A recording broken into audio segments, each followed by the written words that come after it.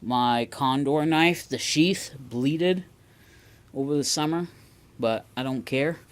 So I have two pairs of these, and then I have a Dickies Waterwick long sleeve. There we go. This thing a little big, but you know what?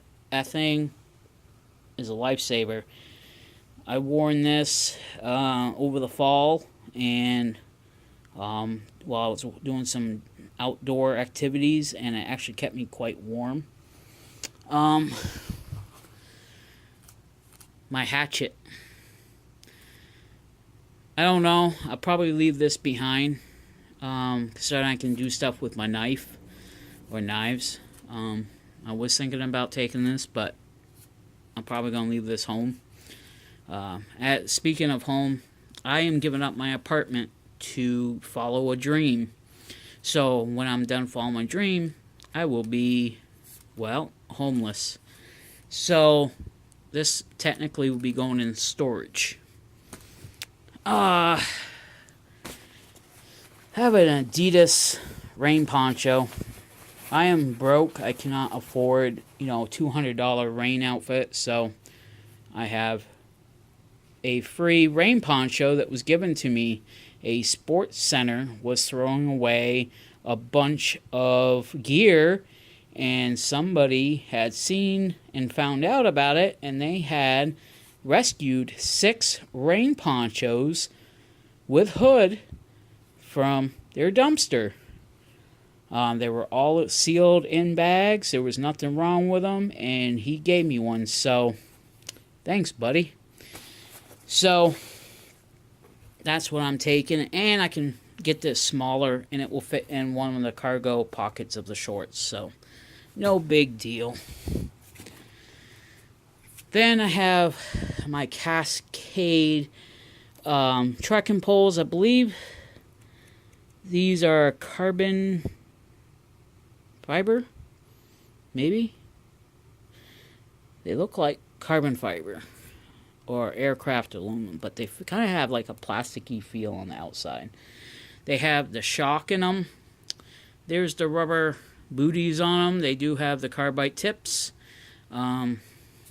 Cork handles, and then I just use these little Velcro straps. That one says Xfinity on it. Those little cable tabs, ties, that's what these are, come in handy. The set of poles came with a little plastic clip, but I didn't trust it, and I didn't like it. And instead of losing one pole or 2 poles, I'd rather have them bundled together securely.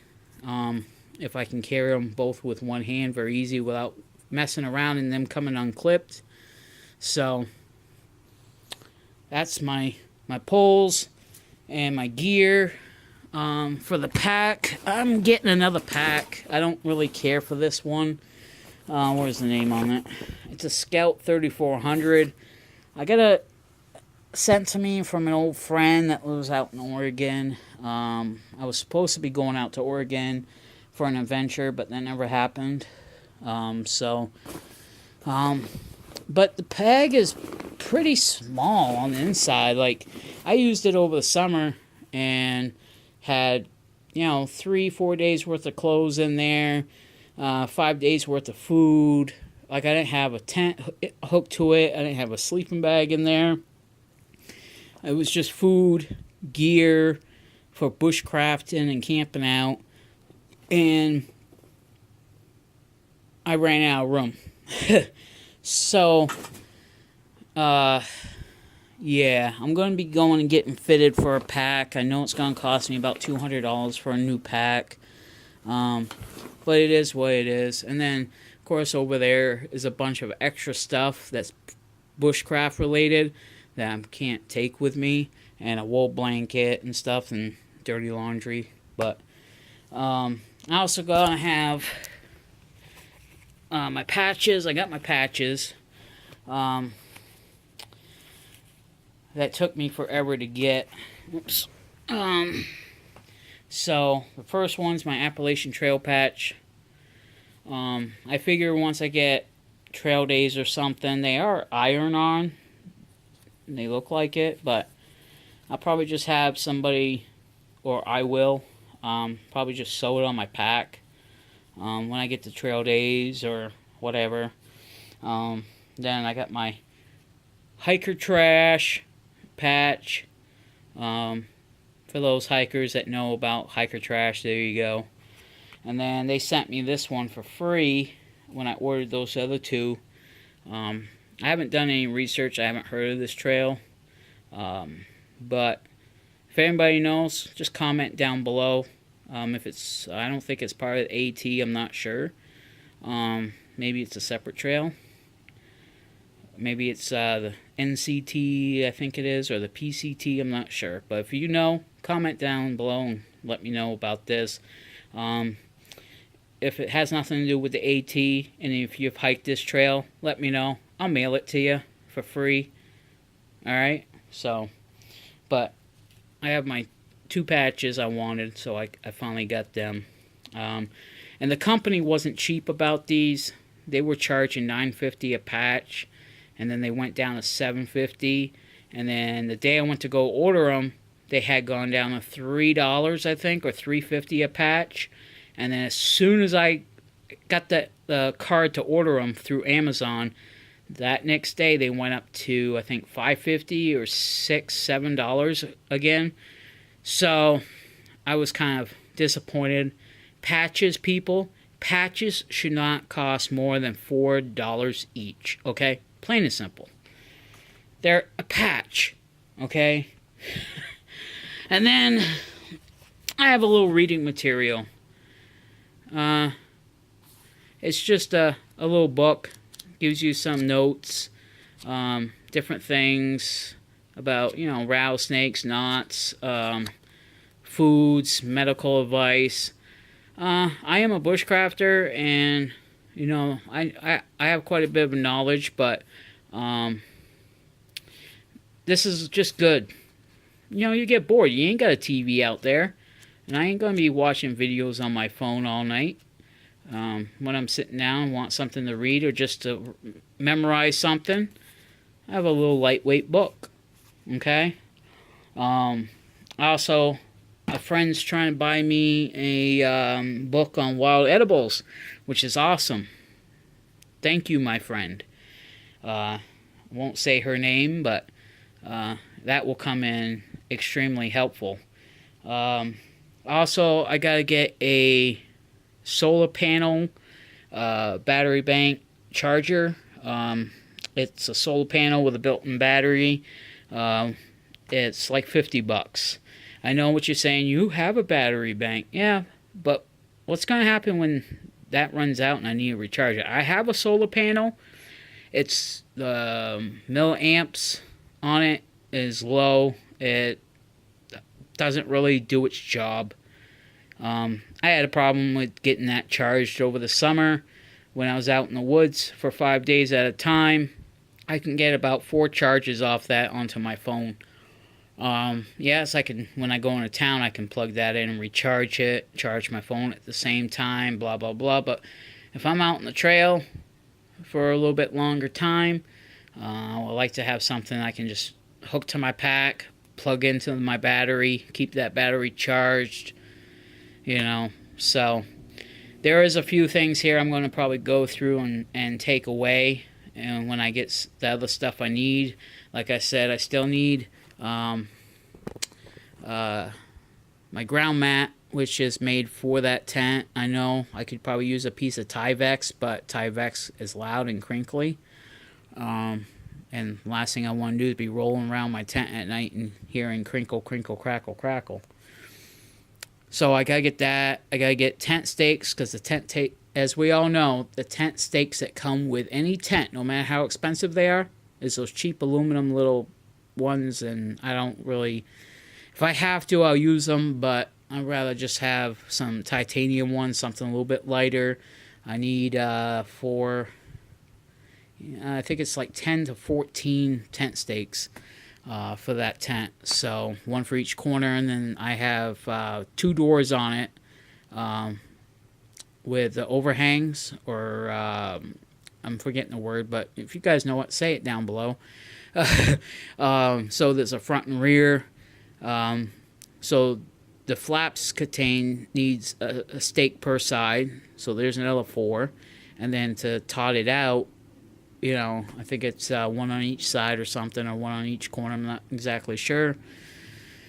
Oh, and then of course I gotta get my base layer, and then I need a couple of t-shirts and a couple pairs of hiking pants that are made out of the same type of material as these shorts, and some sort of hiking belt that's like the nylon webbing that you can tighten up and buckle or whatever.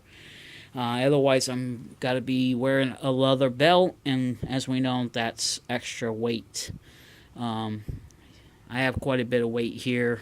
Like I said, I don't have money to spend on ultralight gear, Cuban fiber this, Cuban fiber that. So there is a list of things. I'm not sure where my list is. Oh, excuse me. I'll grab the list. It's actually over here. So this is what I still gotta get, and you guys are probably gonna freak, but I need a 60 to 65 liter pack. Like I said, they said that was a 55 liter, but there's no way in hell that's a 55 liter pack. I can barely get all this stuff in it, and barely fit 4 days of food. And there's really, there's 2 mesh pockets I can put my water bottles, but it just ain't happening. And then I have no place to really put that tent. I have to try Jimmy rig that on the outside of the pack, and yeah. So, and then I need another sleeping bag for the colder weather. I thought I could get away with that one, but I was told no. So, and my sleeping pad. I'm looking at a couple of self-inflating with the foam insert, whatever, through Neo Air. They're about $50-$60. They're not the real expensive ones, but they will do the trick. I'm a side sleeper, so that's going to work. My base layer, I need a puffy jacket, a lightweight fleece, hat, and gloves. I still got to get my trail boots. I need a compression sack with a vent to put all my clothes in. And then pretty much a legitimate food bag. I don't want to use one of those little cheap nylon ones. Have it hanging from a tree because food can be smelt through it, and I want something a little bit thicker, something that's guaranteed to be waterproof. Those ones are just water resistant, as I found out over the summer. I also need a Sawyer Squeeze Mini or whatever. I know it's a Sawyer Squeeze filtration kit with the gravity feed kit that comes with it. I can get one, I believe, at Sierra's Trading Post here in town. They're about $50. They come with everything, the bottle adapter that you have to go on Amazon, pay $8 for, the inline tube so you can do gravity feed, hang one bag from a tree or something and let it filter overnight, which would be awesome. Also, like I said, I also got to get my camp shoes, which is going to be a pair of Crocs. I still got to order my AT guidebook. I need a buff, a bug net for when walking through the trails in spring. I also need to get some bug spray. We talked about the tent pegs, a little bottle of sunblock. I need to get a little zip bag, something like that there, but for my cell phone. And then the charger, a compass, and the bear bag we talked about. Oh, and a pair of gaiters. I need a pair of gaiters. Because when it's been raining and you're hiking in the rain, you want to kind of keep bugs and ticks from getting down around your ankles when you're walking through the fields. And just kind of, stay clean and just have a good time. And